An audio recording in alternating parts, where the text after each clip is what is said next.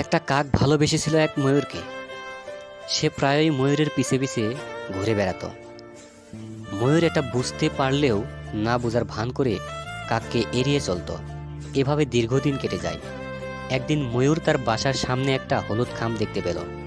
সেই খামের ভিতরে একটা ছোট্ট কালো রঙের ফুল। ময়ূর বুঝতে পারল কাক ওই খামের ভিতরে ফুল পাঠিয়েছে। কয়েকদিন পর কাকের সাথে ময়ূরের দেখা হলো।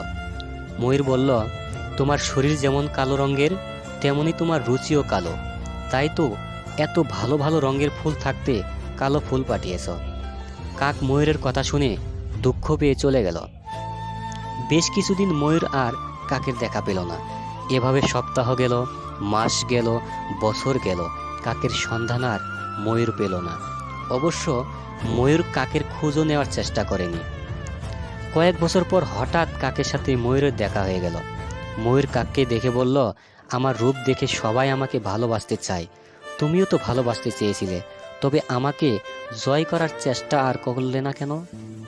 কাক জবাব দিল, তোমার সাথে জীবনে একদিনই আমার কথা হয়েছিল।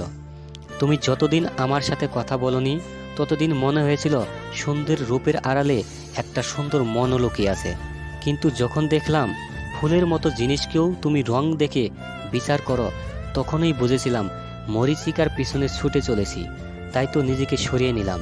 ময়ূর বলল, এখন যদি তোমাকে পেতে চাই তবে কি তুমি আমাকে ভালোবাসবে? কাক বলল, চোখের নেশা কেটে গেছে। চোখের নেশা কেটে গেলে ময়ূরের সৌন্দর্য আর চোখে ধরা পড়ে না, তখন ময়ূরকেও কাকের মতো লাবণ্যহীন মনে হয়।